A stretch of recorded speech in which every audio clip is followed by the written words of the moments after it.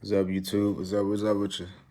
Yeah, I just want to do a quick little video to show y'all one way how car haulers get their loads, get their vehicles to haul. So yeah, for what people don't know, you know what I'm saying, one way is load boards. It's a bunch of different load boards out there. I'm just using one to show an example, kind of like how it's done. So you have right here, you have the origin where you starting off. So you just select that, just get started. Northeast going to southeast. So and race is down. Race is down right now. So the race you see ain't gonna be the best. Ain't gonna be the best numbers for car hauling. It's normally higher than this. As you know, if you don't know, rates are down kind of like in everything. But so yeah, just make sure I don't got nothing else checked. But yeah, so we're gonna just do northeast, starting in the northeast, going to the southeast. All right. So you wanna know what type of so this is the type of vehicle. So they got other different vehicles you can haul on here, but I already have it pre-selected. I have a 7-car mount, high mount. It's like it can haul 7 cars, small cars, but when you start getting into them long cars, them long sedans, I can really only fit about 6. Cause it's 2 different kinds of 7-car trailers out there. The bigger version is the one that it has like the first spot. It tilts up like this, so that makes you be able to drive cars underneath of it, so you can fit longer cars. But I don't have that tilt on my trailer, so I got one of the smaller versions of a 7-car. So it's really kind of like a 6-car for real. Like the type of 7 cars I could fit on mine would be like some small little Chevy Cruisers. You know what I'm saying? Small cars like that. I could fit 7 of those, but you start getting them long sedans, like what's some long, them Ford, what's them Ford Tauruses and all them long cars like that. I wouldn't be able to fit 7 of those. So like I said, pre-selected. We got car, pickup trucks, SUVs, and vans. That's the cargo. I just put ready to ship within 3 days. Trailer, so trailer type. This is I have an open trailer. That means like enclosed is basically the ones that they shape kind of like how dry van trailers are. They enclose like a dry van trailer, and those are mainly for people hauling high-end cars like the Maseratis, Lamborghinis, all them type, or they hauling like classic cars. That's them high expensive cars. So those loads will pay a little bit more, of course, because the stuff you hauling costs more. But so I have an open trailer. And then so the downside of an open trailer is that you have to deal with basically the elements of the road. So you know how like when you driving on the highway, you got dump trucks in front of you throwing rocks and stuff like that. So you gotta deal with that type of stuff. But this is the most common trailer people use, open trailers. So, and right here where it says running, that's for you want the car to be able to drive. So you can drive it on decks. Non-running, you will need like a forklift to put them on your trailers. Those loads actually don't even pay that bad. Like you would think, because the cars be all beat up. I don't know if you ever see like a car hauler driving down the road, the beat up cars on his trailer. Most of those don't run, and they actually pay good money. But the thing is, the downside of it and why they pay good money is that it's a long wait time to get those loads. I've been to a few of those places, and I don't like doing it. Because for one, you got to wait to get the loads. You got to wait for the forklift to load you. It's just a lot of sitting. And that was one of the reasons why I got in car hauling, so I can control my load times a lot more. Because I used to do refrigeration, and I got tired of sitting at dock. So I'm not really into the non-running cars. I don't really like doing that, to be honest with you. So then, like I said, ready to ship. Okay. All right, that's all good. So then we hit search the vehicles. Like I said, this load board, This one of the big. This is like one of the biggest load boards. There's a lot of different load boards out there. So let's see if an example how we book loads. So let's see something. So like I have it pre-selected to where at minimum it's gonna show me 1 car, and at maximum it's gonna show me 7 cars. So then, like I said, it depends on what kind of trailer you have, what type of trailer you have, and how many cars you can load. If you got one of those big, quick loaded 9-car trailers, then okay, you can fit 9, of course, depending on the size of the vehicles. So that's when you want to know your equipment. That's why I always say it's best. I always say it's best to come in as a company driver so you can learn the type of equipment and learn what type of cars you can fit and what you can't fit. So you're not just out here booking, say, oh, I got a 7-car, so I'm gonna just book 7-car loads. Like, no, it all depends on the size of the vehicles, how many you can hold. Because even though like those big 9-car trailers, if those vehicles is too big, they might can only fit 8 on there, or 7 or 6. You know what I'm saying? So you gotta really know your equipment so you're not out here wasting your time. So that's why I say, like, it's good to start off as a company driver first, learn the business, learn the industry. You can learn the rates, what was considered a good rate. All right, so let me see something. All right, so you see where they say the cents per mile? That's a cents per mile per vehicle. So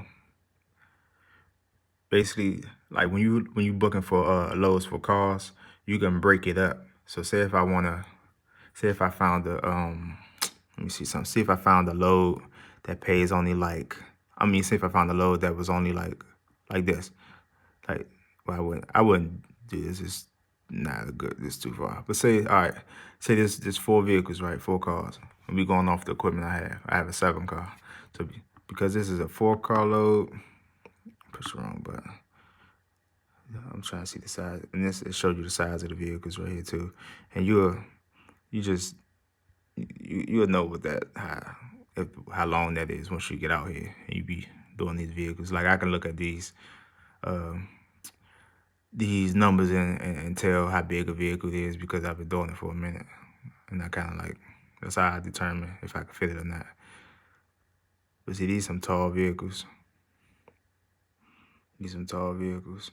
So I wouldn't be able to add nothing with that. It's kind of big. I'd probably be able to add like a small car or something. But so with car hauling, you got to worry about your height. That's like a big thing. So just because you can fit a car on your decks,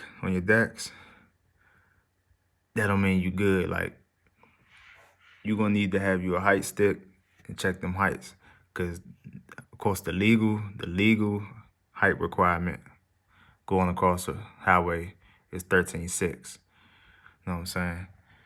So you're not gonna wanna, you can't have you a big load that's all high. Then you ain't gonna be able to hit. You don't wanna hit no bridge, man. You not wanna hit no bridges. But of course you're not gonna always. I ain't gonna say that on it. We'll just keep it 100 with you. You're not gonna always be under no 13.6. We'll just keep it 100 with you. You're not always gonna be under 13.6. So what you'll do is just change the height in your GPS and find the route that's going, you know what I'm saying, that's gonna take you what the height is. Certain areas, like if you're going, of course, if you're going like New York and all that, you might not be able to take no load in there above 13.6. But for the most part, you don't really want to go no higher than, it's dude, man, I ain't gonna lie to you. I done seen drivers 14.6 going all the way west. Because you'll learn too while you're out here. When you're going more west, the bridges are a lot higher than on the East Coast. So like when I'm in the East Coast, I don't really be trying to go no higher than 13.9 for real. But it all depends on where you're going. But then you'll learn all that once you're out here. Like if you're going down through Richmond, certain bridge down there, you can't go past 13.10. But yeah, you'll learn the different areas and the bridges and stuff like that. But on the East Coast, I try to stay under 13.9. But when you're going west, you can play around a little bit because those bridges real high. But let's see a little, okay. We have 4 cars. See, this big is the Tundra. It's a pickup truck. But I'm trying to show you an example. So basically I'm trying to say, so say if I have a 7-car And say if I found a 4-car small load or whatever, right? Don't worry about the price or whatever. Say I found a 4-car small load. I can take that load, and what I do is I go search, go back to the origin, and search in my origin and try to find a load picking up in that same area that I can add to this. So, like I said, if this was say if I was taking this and this was all 4 cars, I can add, if they were small, I can add 3 more small cars to it and add to that price that's dropping off in the same somewhere area or whatever. Like you do partials, you know what I'm saying? And that's where you could really kind of like make a killing at. Cause say if one load paying real high, but there's only a couple cars, you just try to find a load going in that same direction and add to it. You know what I'm saying? I gotta stop saying, know what I'm saying? I'm gonna work on that YouTube, my bad. I gotta stop saying, know what I'm saying? And what's this, another thing I always say, but I'm gonna work on it, don't worry about it. But yeah, that's all you wanna do, like, but yeah, this is cents per mile per car. A good, I say it's rate's kind of down right now, but a good average per car is like, I would say like 50 cents or more. But it all depends on what's your cost of operation. What it costs to keep you in business, costs to keep your business running. Like everybody talking about cheap freight and all that, but don't take cheap freight. But at the end of the day, you can't avoid that because everybody has different overhead. Everybody have different overhead. So, but yeah, you basically just want to put together a nice little mix that'll keep you in making the money that pay your, you know what I'm saying? Get you the money you need. But yeah, that's the thing about car hauling though, like you can mix up different loads. Well, you can do that in other stuff too, but yeah, this is basically how you do it. I ain't trying to be rambling on. But yeah, this one load board, one way to get vehicles. You gotta pay for this, of course. So they give you like most of them give you a free trial, a little 30-day free trial, so you can test it out. But it's basically how you get your loads. And you could sign up with different big broker companies, get a packet, fill it out, and use their load board. A lot of brokers got their own load boards. Cause see these load boards, you gonna have to use these starting out, but once you get your authority and have it active for like I say like 30, 60 days, a couple months, try to get you some get signed up with the brokerages, cause people normally put their stuff on here kind of like when they can't get nobody to move it. So it's like, it ain't gonna be the best rates on here. So what you wanna do is when you're starting out, what you can do is when you haul for these people, and if it pays good and you like the way they treat you, you know, get a nice rapport, ask them, do they haul loads constantly down here, and just try to network with them and get some direct work with them. Because there'll be a lot of big companies on here that put loads on here also. Like I said, if they have a hard time moving it, they put it on here. So that's what you do. You get on here, haul a load for somebody you like doing it, pass a business card out to them. There you go. Direct customer. Yeah, that's it for this one, man. I'll holler at y'all on the next one.